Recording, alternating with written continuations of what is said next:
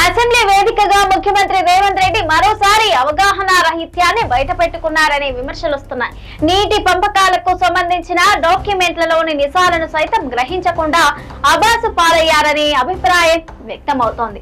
బేసిన్లకు ట్రిబ్యునల్లకు తేడా తెలియకుండా ఇప్పటికే పలుమార్లు అబాసు పాలైన సీఎం తాజాగా డాక్యుమెంట్లతో సహా దొరికిపోయారనే వార్తలు వస్తున్నాయి. అసెంబ్లీలో కృష్ణా జలాల అంశంపై చర్చ సందర్భంగా ముఖ్యమంత్రి రేవంత్ రెడ్డి మాట్లాడుతూ ప్రధానంగా 299 టీఎంసీల అంశాన్ని ప్రస్తావించారు. కృష్ణా జిల్లాలో 490 టీఎంసీలు రావాల్సి ఉన్న నాటి బీఆర్ఎస్ ప్రభుత్వం అప్పటి సీఎం కేసీఆర్ 299 టీఎంసీలకే అంగీకరించారని పేర్కొన్నారు. నీటి పంపకాల అంశాన్ని ప్రణాళిక సంఘానికి నివేదించిన ఆపై చేసుకున్న ఒప్పందాల పత్రాలను చదివారు. అయితే ఆ పత్రాల్లోనే అసలు వాస్తవాలు ఉన్నాయని, వాటిని కనీస అవగాహన లేకుండానే బీఆర్ఎస్ పై ముఖ్యమంత్రి నిందలు మోపారనే విమర్శలు వస్తున్నాయి.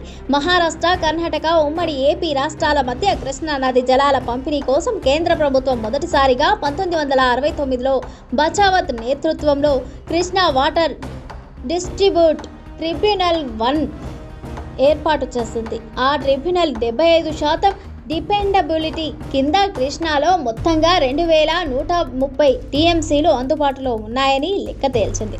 ఆ జిల్లాల్లో మహారాష్ట్రకు 585 టీఎంసీలు, కర్ణాటకకు 734, ఉమ్మడి ఏపీకి 811 టీఎంసీలు పంపింది. మరో 330 టీఎంసీలు మిగులు జలాలు అందుబాటులో ఉంటాయని అవార్డులో ప్రకటించింది. ఆ కేటాయింపులను 2000 సంవత్సరం తర్వాత సమీక్షించుకోవచ్చని పేర్కొంటూ 1976లో ట్రిబ్యునల్ 1 తుది తీర్పు వెలువరించింది. బచావత్ ట్రిబ్యునల్ సూచనల మేరకు నాటి అవార్డును సమీక్షించేందుకు కేంద్రం 2004లో జస్టిస్ బ్రిజేష్ కుమార్ నేతృత్వంలో కృష్ణా వాటర్ డిస్ట్రిబ్యూట్ ట్రిబ్యునల్ 2ని ఏర్పాటు చేసింది. ట్రిబ్యునల్ 65% డిపెండబిలిటీ కింద సగటు ప్రవాహాల ఆధారంగా కృష్ణా నదిలో మొత్తంగా 2578 టీఎంసీలు అందుబాటులో ఉంటాయని లెక్క తేల్చింది. ట్రిబ్యునల్ 1 కేటాయించిన 2130 టీఎంసీలను మినహాయించి మిగిలిన 448 టీఎంసీల జలాలను 3 రాష్ట్రాలకు పంచింది. అందులో మహారాష్ట్రకు 81 టీఎంసీలు, కర్ణాటకకు 173, ఉమ్మడి ఏపీకి 194 టీఎంసీలు కేటాయించింది. తుది అవార్డును 2013లో KWTD 2 నివేదించింది. ట్రిబ్యునల్ తీర్పుపై పలు అభ్యంతరాలను వ్యక్తం చేస్తూ ఉమ్మడి ఏపీ సర్కార్తో పాటు మిగిలిన రాష్ట్రాలు సైతం సుప్రీంకోర్టును ఆశ్రయించడంతో అవార్డు అమల్లోకి రాకుండా పెండింగ్లో పడింది.